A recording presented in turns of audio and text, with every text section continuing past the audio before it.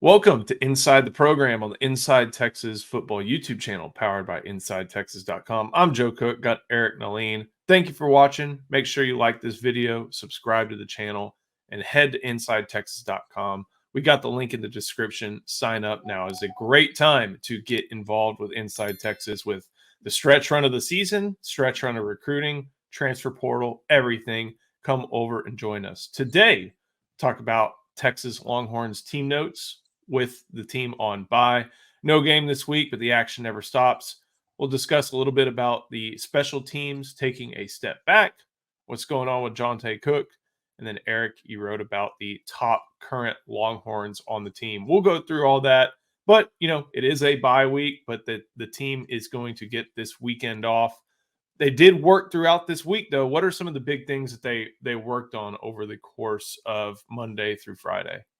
Yeah, it is heating up. Number 6 team in the country, number 6 recruiting class in the country. I'm intrigued as anybody to see where it ends up. But obviously, the bye week comes at a good time. Haven't been playing their best football, at least on offense, the last few weeks. One of the top things they're working on offense is just getting back to basics. Everybody doing their fundamentals, making sure their techniques are right, making sure they're on the same page with each other. Communication across the board is important, especially with the running backs and blitz pickup. That's been a major point of emphasis this week. Is just making sure the running backs are on the same page. They feel like they've missed some opportunities due to some blown assignments. I know Jake Majors, some have questioned him. Not saying he's messed up, but whether or not he's getting everybody on the same page. Jake Majors is making the right calls at the right time. It's just making sure that everybody else, namely the running backs and the guys on the right side of the line, are picking up his signals and doing what they're supposed to. So that's just a lot of what they've been working on offense. On defense, again, communication always plays a big part of it. They feel like that's been part of the issue with giving up points in the red zone. They've been very good with red zone defense until the last few weeks, and they've even though they've been put in a lot of tough spots, they don't view that as a good excuse. They've still got to do their job and keep the opposing offense out of the end zone. So red zone defense, I would say, was a major point of emphasis. And then overall team emphasis has just been, guys hanging out together, catching up, catching their breath, hanging out, bonding with each other. They feel like the closer they are as a team, the more they can hold each other accountable. They feel like that it helps them communicate on the field, communicate off the field, and just become closer. That's why if you follow them on social media, you see a lot of these guys out with their position coach going out to dinner and all that, just trying to bond. So there's a little element of decompressing from the season a little bit, but still focusing more so mentally than physically on what they need to do and improve on. And now get ready. It's they'll have the weekend off, and then Monday they're right back at it with prep for Florida. The other side of the cocktail party. 4 games to go, obviously, and one of the things that we have seen throughout the course of the first 8 games, and remember, as we wrote on Inside Texas this week, Steve Sarkisian sees this as a halfway point because they anticipate being able to play a lot more games as part of a lengthy playoff run. If they're going to play those games, we all know that the special teams needs to improve. The program understands that there's been a little bit of a step back. Some of that you lose due to not having, your starting punter. That's where a lot of people look, but there have been a lot of areas elsewhere where special teams has kind of regressed compared to last year. Yeah, it's just not as tight of a group as it used to be. It's just not functioning as cleanly as it did before. They lost some important personnel last year. Keelan Robinson, of course. Keaton Crawford was huge. Jordan Whittington was even named as a very big special teams person, just as somebody that would help create the lane for Keelan Robinson on kick returns. He always did the right thing out on the field. You got a lot of guys that were supposed to be replacements that haven't been able to be replacements. Michael Taft is not on 4 units anymore. He's only on 2. Trey Wisner is not able to be on special teams because of the injuries at running back, so they can't afford that. So that you have the proper replacements for the guys they lost are not able to be there. You got replacing Keaton Crawford has been Warren Roberson, and that has not gone well. Replacing Trey Wisner, who is expected to play a very big, pivotal role. He's supposed to be the Keelan Robinson on special teams this year. You've got Ryan Niblett. So there's just been a little bit of drop off. And then, you don't have the same amount of leadership that they had last year. There's great leadership on the team, but I think special teams right now is lacking that. There's just been a minor drop off here and there. But we're seeing that have results on the field, negative results on the field. As you alluded to, Warren Roberson, those holds, they've got to get that fixed because that's been a killer. Matthew Golden looks ready to return one. I'm just, he's got to get the blocking ahead of him. And they just got to tighten up their units. They're just not as sound as they were last year. It has nothing to do with Jeff Banks. Jeff Banks has been coaching special teams at a high level for a very long time. He knows what he's doing. He'll get it right. It's just a matter of how soon he'll get it right. And to look at the individual specialists, which I think a lot of focus goes on. Ian Ratliff, admirable. He's not a scholarship punter. Michael Kern had a decent game against Vanderbilt in his return, but he's a freshman, and that applies to even punting as well. Bert Auburn hasn't had a ton of opportunities. He's been, here and there on field goals, nails on point after attempts. Will Stone's done his job. So you look at the highlighted spots, but then you also think about, you were going through some of the guys who are not playing on 4 special teams. I got a couple more, like Jelani McDonald has seen his role increase with the defense, meaning some of the snaps that he sees on special teams have gone away. Similar applies to Leonga Lafau, who was on a lot of different teams last year. So there are still some core guys like Maurice Blackwell, like you mentioned, some of the other guys, but the talent that they have playing there, we just see it in the holds. I think that's the best way to show how much it has changed with Warren Roberson. One guy who will not get you penalized and who will help you, that is Andre the Lawyer. And LC, take it away. This video is brought to you by Andre the Lawyer. If you're injured, trust the team that secured millions for their clients and helped thousands of Texans with their injury case. Car wrecks, slip and falls, 18-wheeler accidents, on-the-job injuries, and wrongful deaths. Don't let insurance tell you what your claim is worth. Hire Andre the Lawyer to fight for you. Principal office is in Dallas, but they serve Texans throughout the state. So don't wait and call Andre the Lawyer today at 214-444-8808. That's 214-444-8808. The contact information is in the description. Texas wants some special teams help. They could look at Andre, because he could get up there and block a field goal. I did not know that before I met him.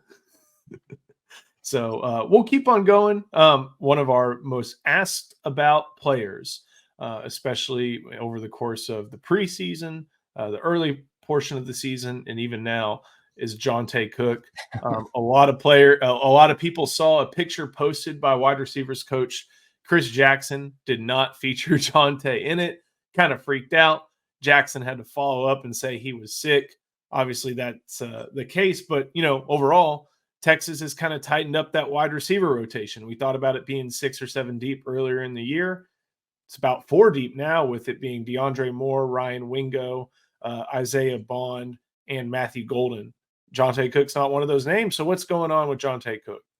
Well, we talked about it being six deep coming into the season. We also mentioned that as the season wore on, that rotation might tighten up, and that's what we've seen so far.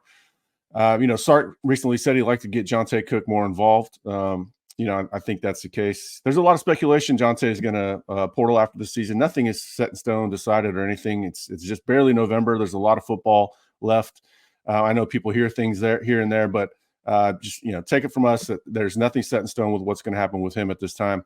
The main issue is he's got Silas Bolden ahead of him. That's the big deal, is that Silas goes absolutely hard as anybody on the team in practice, and he's ready to go out there and make plays. They feel like he's earned the chance to go out there and play, so that has him ahead of Cook.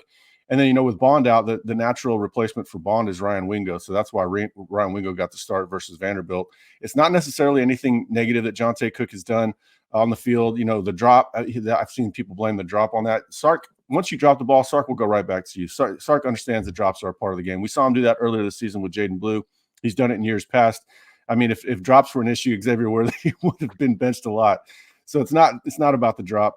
But I do think that Johntay just needs to keep working, keep his head down, try to emulate Silas Bolden and his work ethic, and let his natural talent, which he does have a ton of, do the part. If he sticks to the script, he's going to have a great career at Texas. You just got to stick to the script. One of the things that we wrote over on Inside Texas this week was snap counts and what it says about each individual unit, where guys are viewed. You can kind of take away the pecking order. And at wide receiver, it goes You have Isaiah Bond and Matthew Golden leading the way. Golden has 424. Bond has, due to injury, 290. Right after them, Ryan Wingo. Then comes DeAndre Moore. And then after that, Silas Bolden at 118 and Johntay Cook at 114. So there is a clear mark with the top three, top four. And then there is the next two, Silas Bolden and Johntay Cook. And like you mentioned, Bolden's work ethic off the field, or excuse me, on the practice field as him. Well, we've seen how Bolden plays. He plays with his absolute hair on fire. Well, that's how he practices. That fumble recovery he made in the Red River Shootout, that's indicative of how the guy goes in practice every day. So he's going to be impossible to outwork. But Johntay needs to emulate that and just fight through it, and he's going to be fine. I know you're about to start talking about the top 5 current Longhorns, but we should talk about the receivers and lead into that, because when I talked to a source to do that, the first wide receiver I asked about, so I assume Isaiah Bond needs to be on there. He goes, yeah, but if you're only doing top 10, I don't know how you leave any of the starting 3 off, because Bond is probably the most well-rounded and Ewer's number 1 target, and we've seen his absence hurt Texas clearly last week on against Vanderbilt, where there were times where Ewers and Wingo weren't on the same page. But the source also said DeAndre Moore is the leader of that room. You can't leave him out of a top 10. And Matthew Golden's kind of the go-to guy. And you just mentioned Matthew Golden having the most snaps out of the entire position. He's been a fixture at the position. Golden didn't quite make the top 10. DeAndre Moore's balling out. I had him in the back half of the top 10.